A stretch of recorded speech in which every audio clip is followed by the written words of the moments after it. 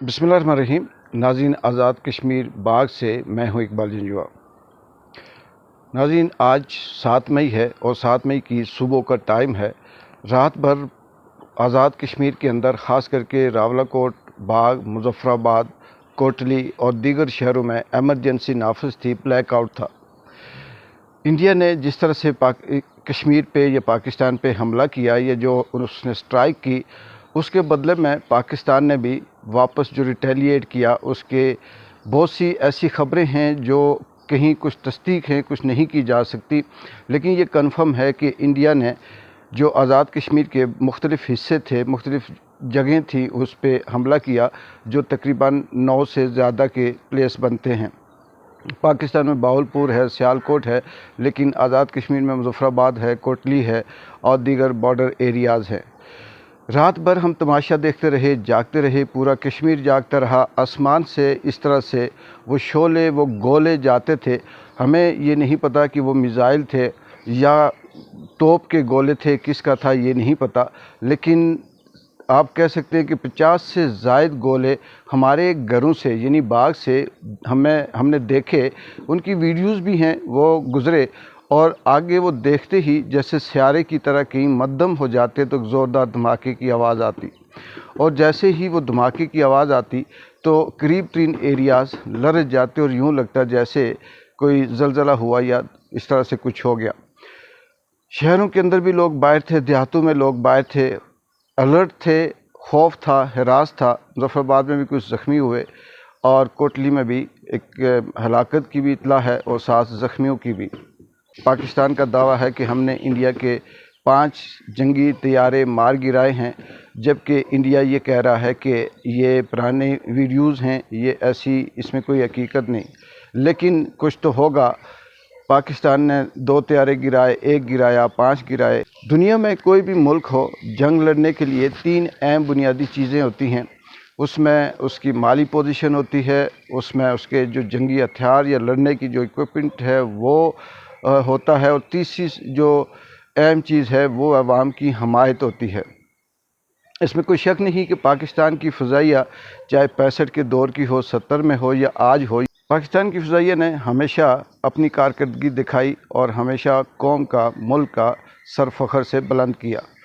रात भर पूरा पाकिस्तान, आज़ाद कश्मीर हालत जंग में रहा।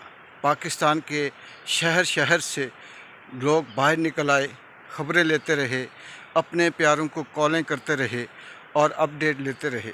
लेकिन दूसरी तरफ इमरान खान, जो पाकिस्तान की सबसे बड़ी आवाज़ है, जो सबसे बड़ी अवामी ताकत है, इमरान खान जिसके अंदर जज्बा है, जो अवाम को जोड़ सकता है, जिसके अंदर ये सलाहियत है कि वो अवाम को भूखे पेट भी जंग लड़वा सकता है, लोग उसके लिए मरने के लिए तैयार हैं, वो अभी तक बंद है। सुनने में आया है, अभी तो मेरा जो यूट्यूब है वो VPN पे चल रहा है, लेकिन ये सुनने में अपडेट आई है कि ट्विटर और यूट्यूब को आज़ाद कर दिया गया है। अभी वो विदाउट VPN चल रहे हैं, लेकिन अभी मेरा उस तरह से नहीं है, मेरा VPN पे ही चल रहा है।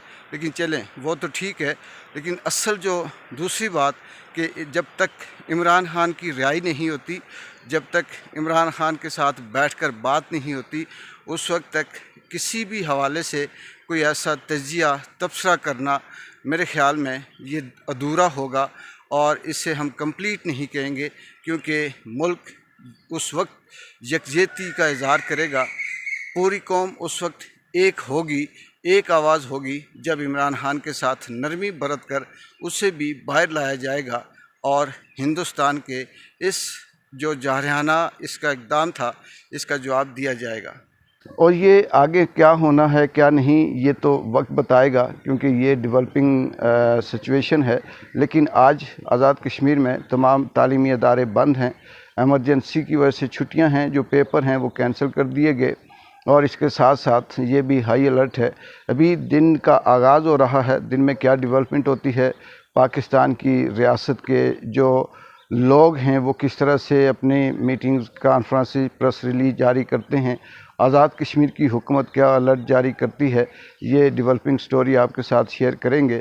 लेकिन अभी आपको यही अपडेट देनी थी کہ رات بھر میزائل ہماری فضاؤں سے گزرتے رہے، دھماکے ہوتے رہے، آوازیں آتی رہی، خوف و ہراس پھیلا رہا، بلیک آؤٹ تھا، لیکن جو بہت بڑا کوئی ایسا سانحہ ابھی تک نوٹ میں نہیں آیا جس سے ہم کہیں کہ بہت بڑی تباہی ہوئی۔ ہاں، اکا دکا کیجولیٹیز ہوئیں، کچھ بلڈنگیں عمارتیں گری، مدرسوں یا مسجدوں میں کہا جا رہا ہے کہ اٹیک کیا گیا، لیکن یہ آج دن میں ساری صورتحال واضح ہو جائے گی۔